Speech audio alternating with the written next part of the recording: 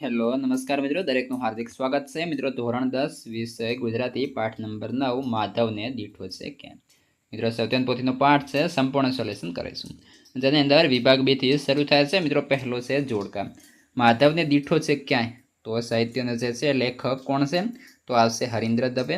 અને માધવને દીઠો છે ક્યાં એ કયા સંગ્રહમાંથી લેવામાં આવેલો છે, તો વરસાદની મોસમ।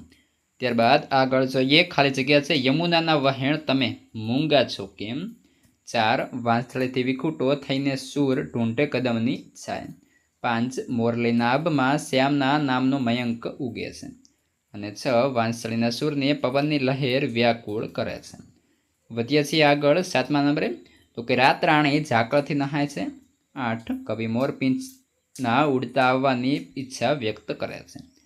આગળ છે ક, જેની અંદર 9મો પ્રશ્ન, કૃષ્ણ કયા વૃક્ષની નીચે ઊભા રહી વાંસળી વગાડતા, તો કે કૃષ્ણ કદમના વૃક્ષની નીચે ઊભા રહી વાંસળી વગાડતા। 10 ઝાકળથી કોણ નહાય છે, રાત રાણી ઝાકળથી નહાય છે। 11 વિભાવરીના પગલાં કેવા છે, તો કે વિભાવરીના પગલાં ગભરાયેલા છે, તે લાગણીથી ભરેલા છે।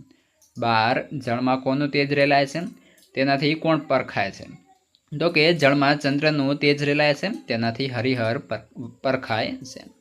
13 છે કવિ કોના ઉડતા આવવાની ઈચ્છા વ્યક્ત કરે છે, તો કવિ મોરપીંછના ઉડતા આવવાની ઈચ્છા વ્યક્ત કરે છે। 14 લેરખી શબ્દમાં લાગેલું ચિહ્ન કયું છે, તો અવતરણ ચિહ્ન છે। 15 માધવને દીઠો છે ક્યાં કાવ્યમાં કયા સમયનો ઉલ્લેખ કરવામાં આવ્યો છે, તો કાવ્યમાં રાત્રિના સમયનો ઉલ્લેખ કરવામાં આવેલો છે। 16 કવિ મોરપીંછને કેમ સાચવવા માંગે છે, તો કેમ કે મોરપીંછ મોરલીને શ્રી કૃષ્ણની પ્રતીતિ કરાવે છે એ માટે। 17 રાત્રે શબ્દના સમાર્થી એવા 2 નામ લખો, તો કે નિશા અને વિભાવરી। 18 કૃષ્ણના બીજા નામ જણાવો, તો વાસુદેવ, હરિહર, નારાયણ, મધુસૂદન અને કાન્હા। 19 રાધાની આંખ કેવી છે, તો રાધાની આંખ ઉદાસ છે। 20 માધવને દીઠો છે કે આ કાવ્યનો સાહિત્ય પ્રકાર જણાવો, તો આવશે મિત્રો ઉર્મી ગીત। 21 માધવને દીઠો છે ક્યાંય કાવ્ય કયા કાવ્ય સંગ્રહમાંથી લેવામાં આવ્યું છે, તો માધવને દીઠો છે ક્યાંય મિત્રો એ વરસાદની મોસમ કાવ્ય સંગ્રહમાંથી લેવામાં આવેલું છે। પ્રશ્ન 22 વાંસળીના સૂરને કોણ વ્યાકુળ કરે છે, તો કે વહી જતી પવનની લહેર કી સૂરને વ્યાકુળ કરે છે। 23 વાંસળીના સૂરને કોણ ઉદાસ પરખાય છે, તો વાંસળીના સૂરને રાધા ઉદાસ પરખાય છે। 24 વાંસળીના સૂર યમુનાના વહેણને શું પૂછે છે, તો કે માધવને દીઠો છે ક્યાંય આવું પૂછે છે, તમે મૂંગા કેમ થઈ ગયા તથા રાધાની આંખ ઉદાસ કેમ છે। તો મિત્રો આ વિડીયો નીચે જોશો તો મિત્રો ખાસ ચેનલને સબસ્ક્રાઈબ કરી લેશો, અને ત્યારબાદ નીચે તમે જોશો તો મિત્રો હાઇપનું ઓપ્શન બતાવવામાં હશે। અહીં હાઇપ છે, કોમેન્ટને થોડી સ્વાઇપ કરશો તો હાઇપનું ઓપ્શન જોવા મળશે।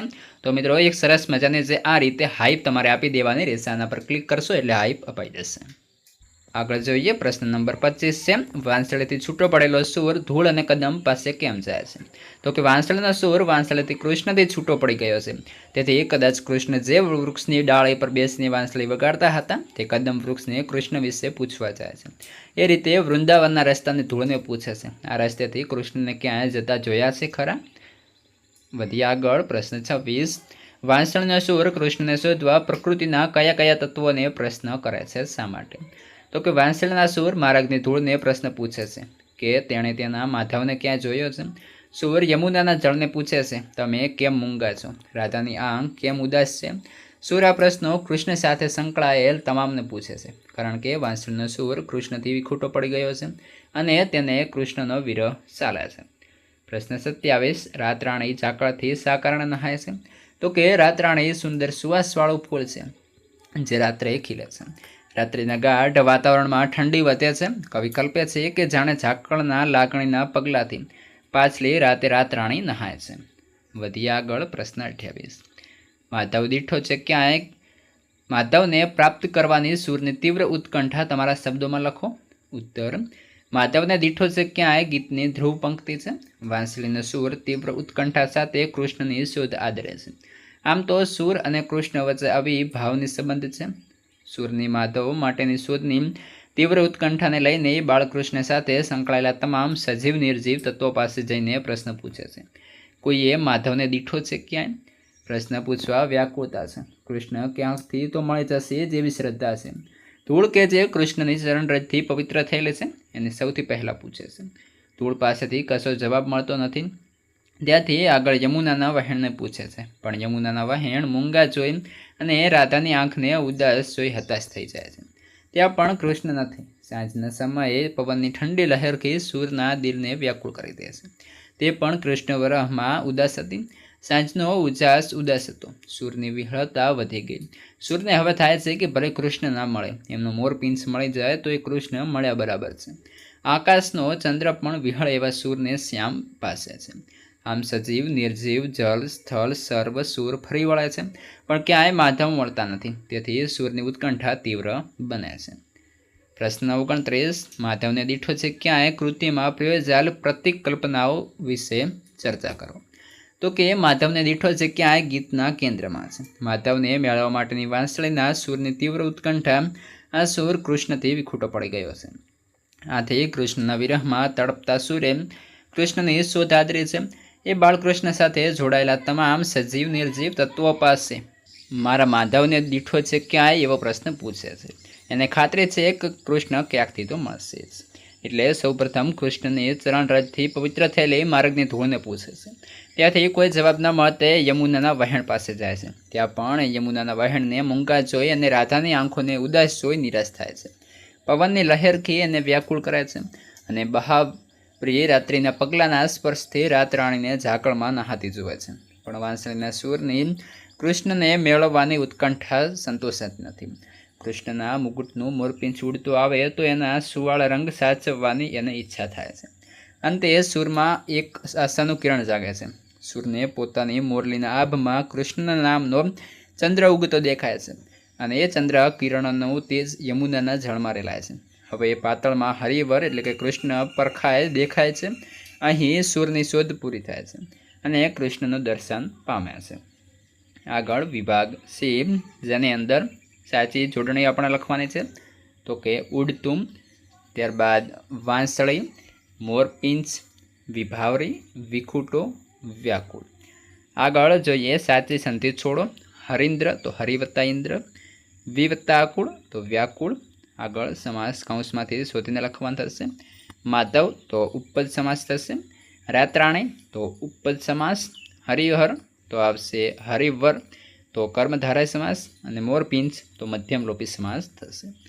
આગળ જોડણી ભેદ થતા અર્થભેદ જણાવો. સાંજ તો થશે રજની. તો બીજો સાંજ છે એ શણગાર છે. સૂર તો અવાજ અને સૂર તો દેવ થશે.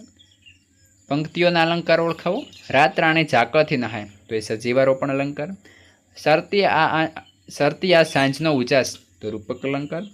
શ્યામના તે નામનો મયંક રૂપક અલંકાર. અને આગળ યમુનાના વાહેણ તમે મૂંગા છો કેમ તો સજીવારોપણ અલંકાર. આગળ સામાર્થ્ય શબ્દ શોધી લખો.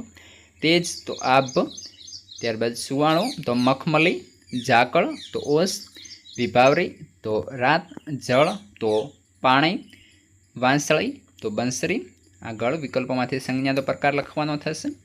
જેમાં વાંસળી એ જાતિવાચક સંજ્ઞા છે. યમુના એ વ્યક્તિવાચક સંજ્ઞા થશે. રાણી તો જાતિવાચક સંજ્ઞા થશે. ઝાકળ દ્રવ્યવાચક સંજ્ઞા થશે. માધવ વ્યક્તિવાચક સંજ્ઞા થશે. રાધા વ્યક્તિવાચક સંજ્ઞા થશે. અને રાત તો જાતિવાચક સંજ્ઞા થશે. આગળ રૂઢિપ્રયોગનો અર્થ. વ્યાકુળ બનવું તો અધીરું બનવું. અલગ પડી ગયેલો તો અલગારી. રાત્રે સુગંધ આપતા ફૂલ તો રાતરાણી. પવનની લહેર તો લહેરખી. અને કદી છૂટું ન પડે તેવું તો અભેદ. આગળ વિરુદ્ધાર્થી શબ્દ. છાંય તો પ્રકાશ, સાંજ તો દિવસ, ઉદાસ તો પ્રસન્ન, મોંઘું તો વાસાળ, તેજ તો મંદ અને ઉચાસ તો અંધકાર. આગળ તળપદા શબ્દના શિષ્ટ અર્થ લખો.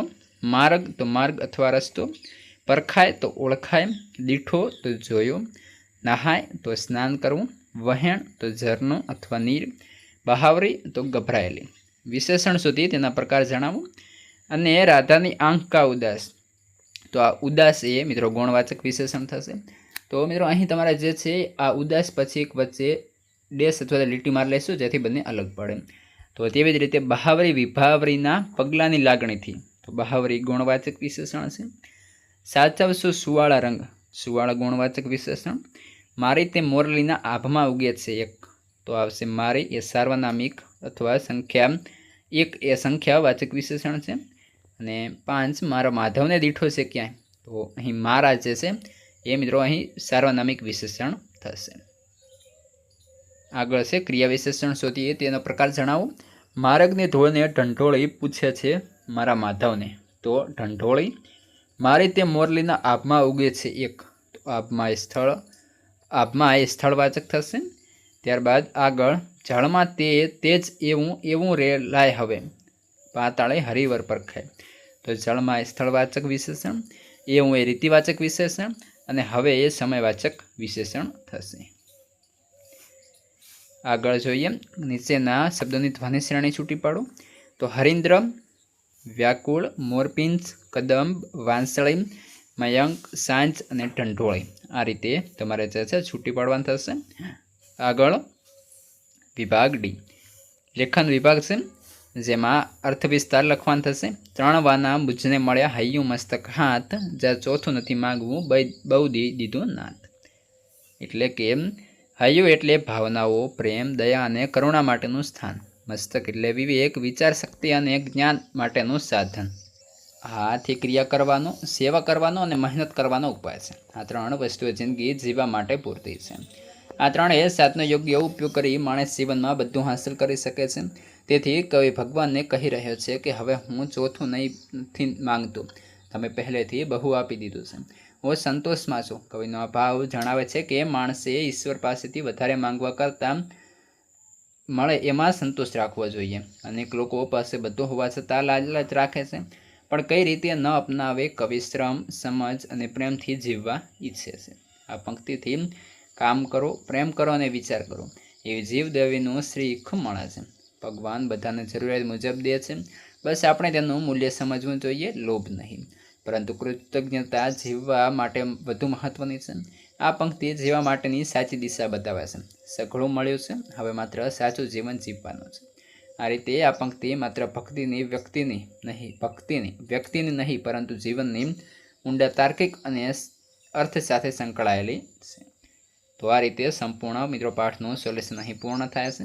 આગળના પાઠનું સોલ્યુશન અને અન્ય વિષયના સોલ્યુશનની લિંક આ વિડીયોના ડિસ્ક્રિપ્શનમાં મળી જશે.